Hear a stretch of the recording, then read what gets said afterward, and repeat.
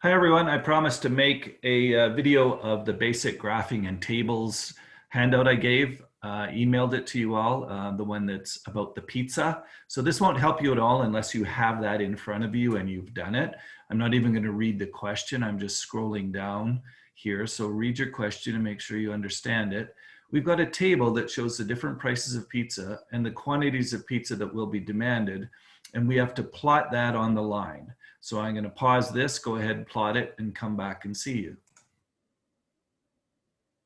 Okay, so what I meant to say, I was going to lay out the two axes. The idea is to spread them out evenly between 0 and 50 here for the price on the vertical axis, the independent variable, and between 0 and 1,000.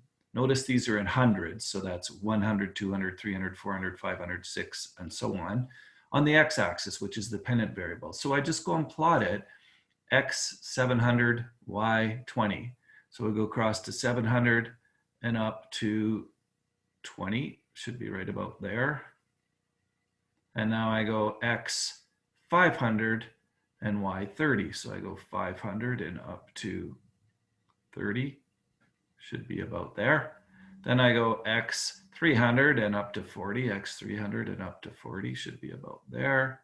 And then I go x 100 and that's at a price of 50. So what we're determining here, seeing here, that as the price of pizza rises, the quantity of pizzas purchased will fall. And that makes some good sense. So now I'm going to take and draw a line through these. I click the first point and I draw a line to there. And I've just plotted my curve. So there's the graph of the line. Now that we've got that, we're going to use it to answer some questions.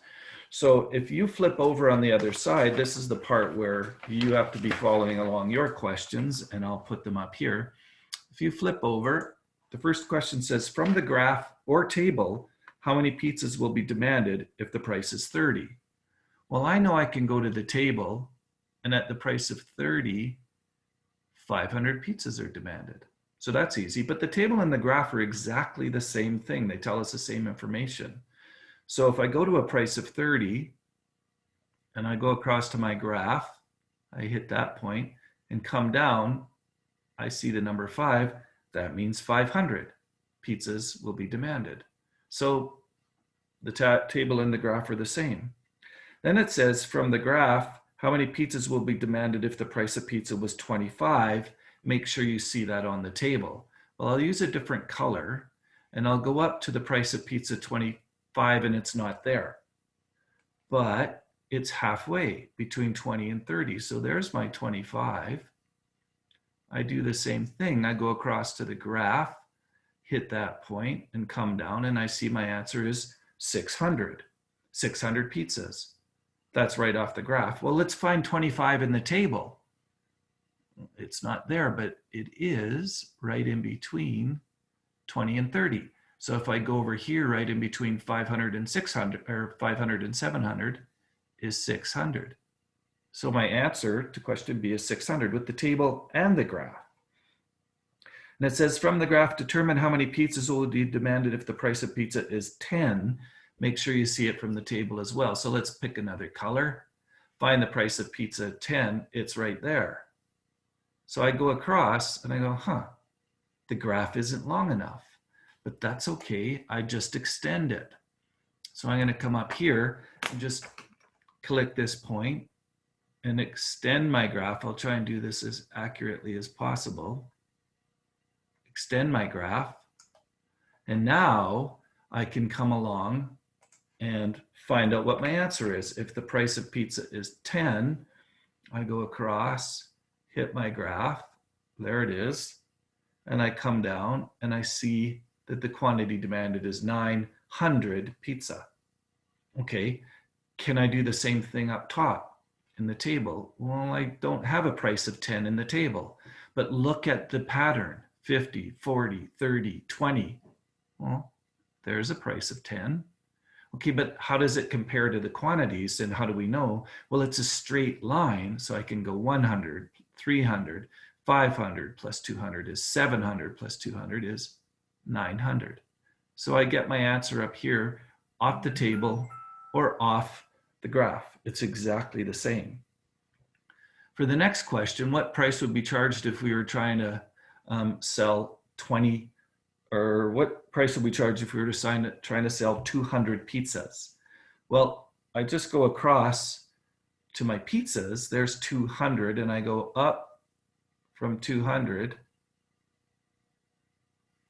to the line, come across, and that'll be my answer. It's 45.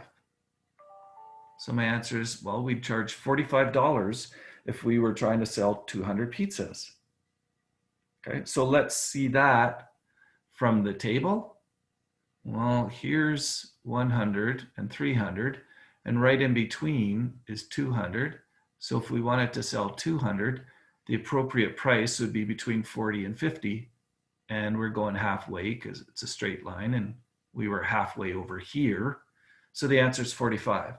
So you see, you can get all of these answers from the graph or the table. Later on in this course, we're going to have up to 3 lines or 4 lines on a graph.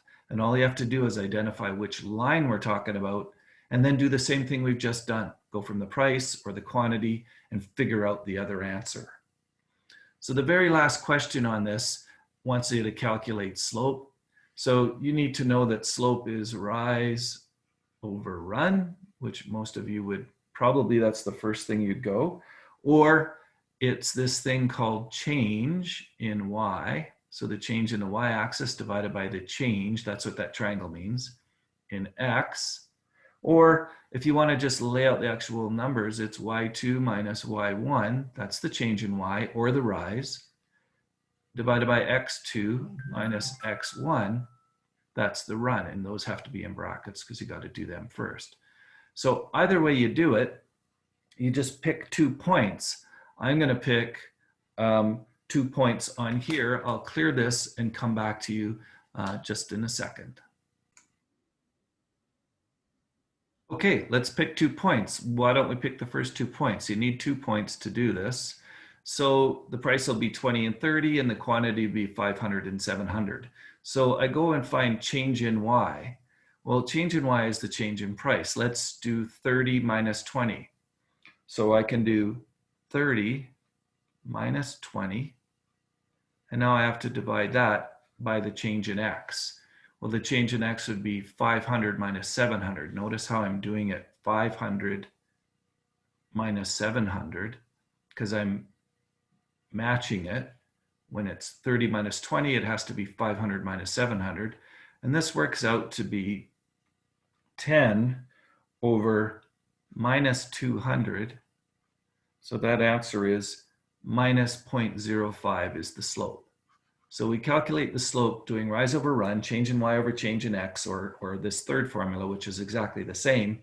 And we did it from the table, but I could also easily just take that point off the graph and that point off the graph, which are the same as these 2 points, and calculate it right from the graph. Change in y over change in x will give us the slope. So hopefully that helps you understand this. We're going to work with this level of graphics understanding right off the bat, and we've already done it when we do our production possibility curves in chapter 1, and it will continue on for the rest of the course. So make sure you really understand just what we did here. And if you have any questions, let me know. We'll see you in class.